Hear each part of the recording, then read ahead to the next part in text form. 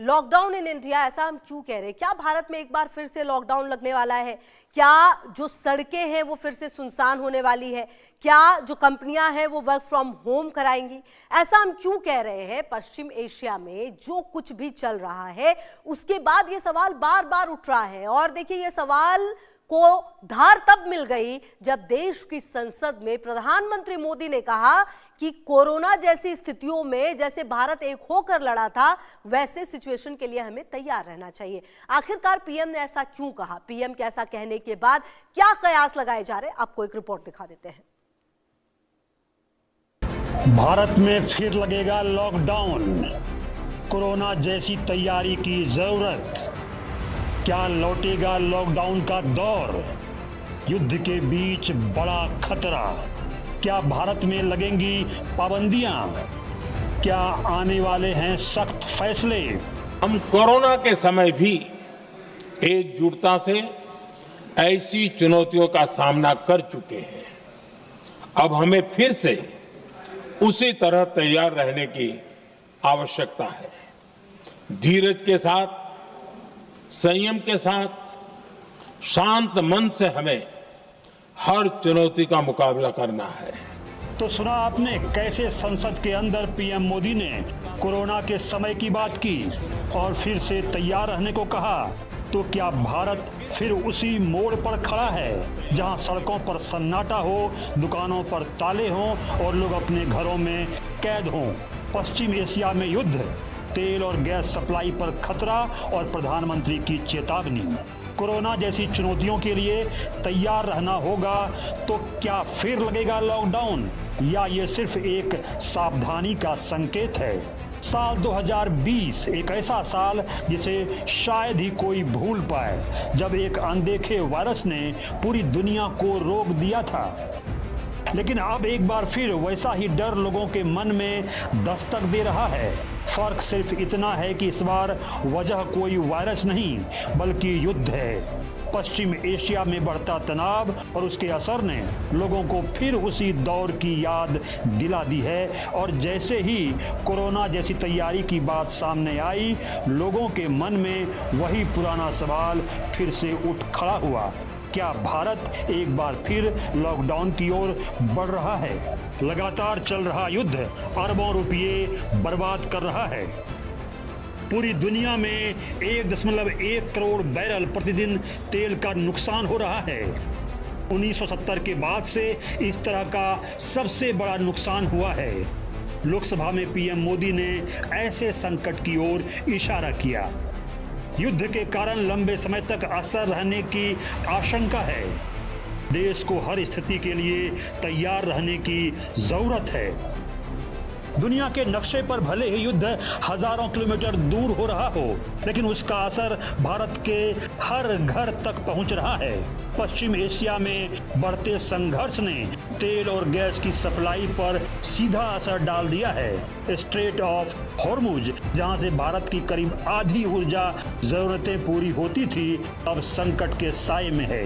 यही वजह है कि देश के कई हिस्सों में एलपीजी सिलेंडर के लिए लंबी लंबी कतारें देखने को मिली हैं। पेट्रोल पंप पर सैलाब है। लोगों के मन में डर है कि कहीं जरूरी चीजों की कमी न हो जाए, कहीं हालात अचानक बिगड़ न जाएं और कहीं फिर से वही दौर न लौट आए जब हर चीज के लिए जद्दोजहद करनी पड़ती थी। सोशल मीडिया पर अफवाहें तेजी से फैल रही हैं। कोई कह रहा है लॉकडाउन लगने वाला है, तो कोई दावा कर रहा है कि सप्लाई पूरी तरह ठप हो जाएगी। लेकिन इन डर और अफवाहों के बीच सबसे बड़ा सवाल यही है, क्या सच में हालात इतने गंभीर हो चुके हैं या फिर से सिर्फ एक आशंका है जो लोगों के मन में घर कर रही है। इसी बीच लोकसभा में प्रधानमंत्री नरेंद्र मोदी का बयान सामने आता है और चर्चा का केंद्र बन जाता है। प्रधानमंत्री कहते हैं, देश को कोरोना जैसी चुनौतियों के लिए तैयार रहना होगा। बस यही एक लाइन लोगों के मन में कई सवाल खड़े कर देती है। क्या इसका मतलब ये है कि हालात बेहद गंभीर हैं? क्या सरकार किसी बड़े फैसले की तैयारी में है? क्या एक बार फिर लोगों को अपने घरों में सीमित रहना पड़ सकता है? दरअसल कोरोना जैसी तैयारी का मतलब सिर्फ लॉकडाउन नहीं होता, बल्कि इसका मतलब होता है सतर्कता, संयम और एकजुटता। लेकिन जब यही बात बिना पूरे संदर्भ के सोशल मीडिया पर फैलती है तो उसका असर डर के रूप में सामने आता है।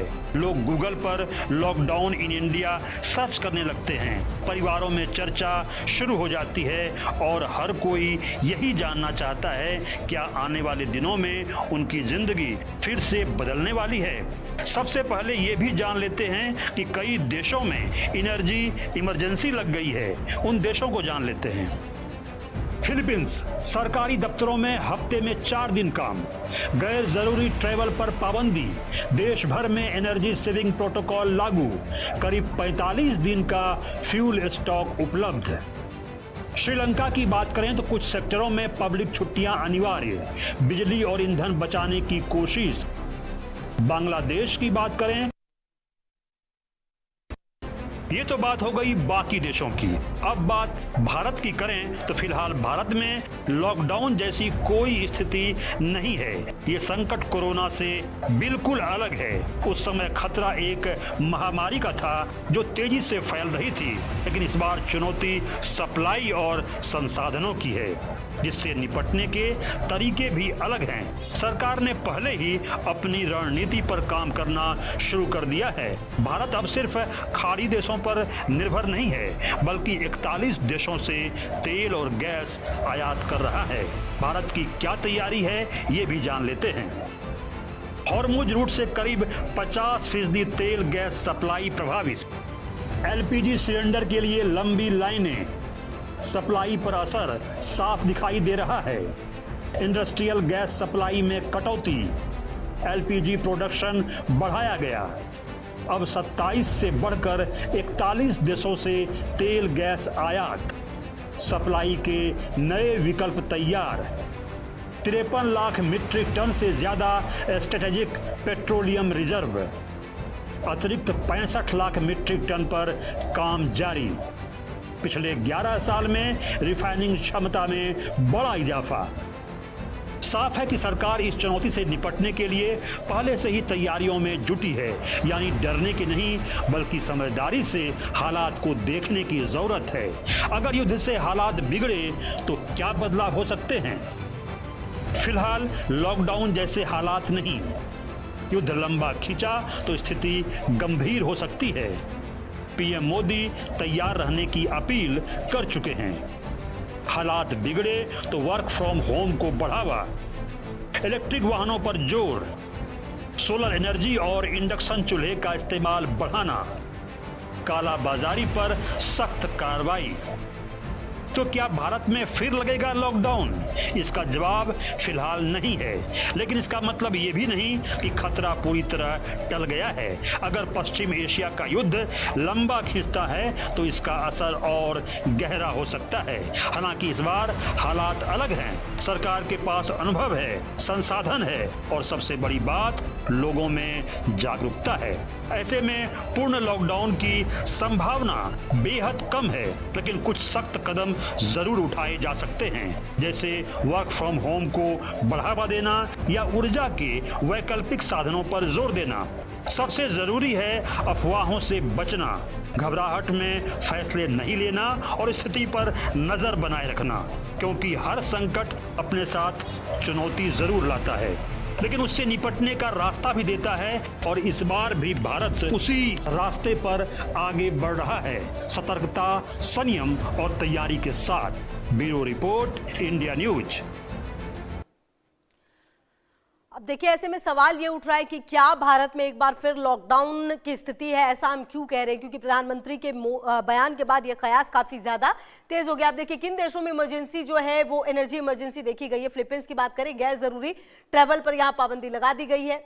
इसके अलावा आप देखिए देश भर में एनर्जी सेविंग प्रोटोकॉल लागू कर दिया है कि मतलब फालतू में आप एनर्जी को जो है वेस्ट नहीं कर सकते। करीब 45 दिन का फ्यूल स्टॉक उपलब्ध है इनके पास, फिलीपींस के पास। दूसरा, अगर श्रीलंका की बात करें, कुछ सेक्टर्स में पब्लिक छुट्टियां अनिवार्य है, बिजली और ईंधन बचाने की पूरी कोशिश की जा रही है।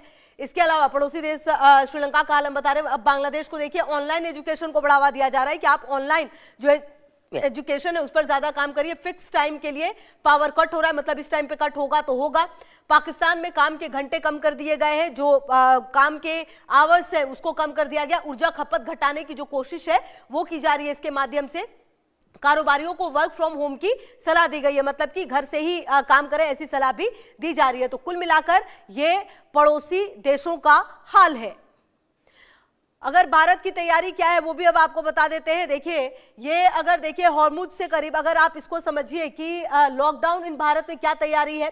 एलपीजी सिलेंडर्स के लिए जो लंबी लाइनें हैं वो ना लगे, हालांकि इसकी पूरी कोशिश जो है वो की जा रही है। सप्लाई पर असर साफ दिखाई दे रहा है, क्योंकि ये असर जो है वो हमने देखा है कि किस तरह से सप्लाई पर नजर आया है। इसके अलावा इंडस्ट्रियल गैस सप्लाई में कटौती भी की गई है कि पहले जितना दिया जाता था उससे कम अब दिया जा रहा है। कुल मिलाकर वो एक एलपीजी प्रोडक्शन जो है वो बढ़ा दिया गया है। पहले जो प्रोडक्शन था और अब में जमीन आसमान का फर्क आया है। अब 27 से बढ़ाकर 41 देशों से तेल और गैस आयात किया जा रहा है। मतलब पहले सिर्फ 27 से लेते थे, अब कोशिश की जा रही है कि इसको बिल्कुल नॉर्मल किया जाए। सप्लाई के नए विकल्प तैयार किए गए, मतलब अगर हॉर्मुज स्ट्रेट से नहीं आ पाएगा तो फिर भारत के पास और क्या विकल्प है, इसकी जो सबसे बड़ी पड़ताल है वो की जा रही है। 53 लाख मीट्रिक टन से अधिक जो है अतिरिक्त 65 लाख मीट्रिक टन पर काम जारी है कि आखिरकार ये जो कमी है इस मीट्रिक टन की, इसको कैसे पूरा किया जाए। पिछले 11 साल में रिफाइनिंग क्षमता में बड़ा इजाफा हुआ है वैसे तो, और हॉर्मुज रूट से करीब 50% तेल और गैस सप्लाई प्रभावित हुआ है, जैसा कि हमने आपको बताया। ऐसे में अगर ये युद्ध और लंबा चलेगा तो अब देखना होगा एलपीजी सिलेंडर्स के लिए जो लंबी लाइन है वो किस तरह छोटी की जाएगी। तो कुल मिलाकर सवाल ये उठता है कि क्या भारत में लॉकडाउन लगेगा। देखिए, फिलहाल लॉकडाउन जैसे हालात नहीं है, लेकिन अगर युद्ध लंबा खिंचा तो स्थिति गंभीर हो सकती है, ये भी कहा जा सकता है। पीएम मोदी तैयार रहने की अपील भी कर चुके हैं, एक बार नहीं दो बार। हालात बिगड़े तो वर्क फ्रॉम होम को बढ़ावा दिया जाएगा, इलेक्ट्रिक वाहनों पर जोर दिया जाएगा, पेट्रोल और डीजल से। फिलहाल देखिए लॉकडाउन जैसे हालात नहीं है, लेकिन युद्ध अगर लंबा खिंचा तो स्थिति गंभीर हो सकती है, इसमें भी कोई दो मत नहीं है। इसके अलावा पीएम मोदी ने तैयार रहने की अपील की है कि पूरा देश जैसे कोरोना में एक साथ था वैसे ही पूरे भारत को एक साथ आना पड़ेगा, टीम इंडिया को एक साथ आना पड़ेगा। हालात बिगड़े तो वर्क फ्रॉम होम को बढ़ावा दिया जा सकता है, मतलब कि जो काम घर रहते हो सकता है उस काम को वर्क फ्रॉम होम करने की कोशिश की जाएगी। इलेक्ट्रिक वाहनों पर जोर है, पेट्रोल और डीजल बचाने के लिए कोशिश की जाएगी। इसके अलावा सोलर एनर्जी और इंडक्शन चूल्हे को भी जो इस्तेमाल है वो बढ़ावा दिया जाएगा इसे। वैसे आपको बताया इंडक्शन की काफी ज्यादा बिक्री जो है पिछले दिनों देखी भी गई है। कालाबाजारी पर सख्त कार्रवाई, ये बहुत ज्यादा जरूरी है। कुछ लोग कालाबाजारी करते हैं और जो देश में क्योस की एक तरह से स्थिति है वो कोशिश करते हैं बढ़ाने की, तो वो ना हो उसकी पूरी कोशिश जो है वो की जाएगी। फिलहाल तो सवाल ये उठने लगा है कि क्या भारत में लॉकडाउन लगेगा, क्योंकि पीएम मोदी ने जिस तरीके से कहा लोकसभा और राज्यसभा में कि हालात बहुत ज्यादा खराब हैं और अगर यही स्थिति रही तो हमें तैयार रहना होगा, हमें मिलकर लड़ना होगा, ये तमाम बातें कही गई हैं। तो अब देखना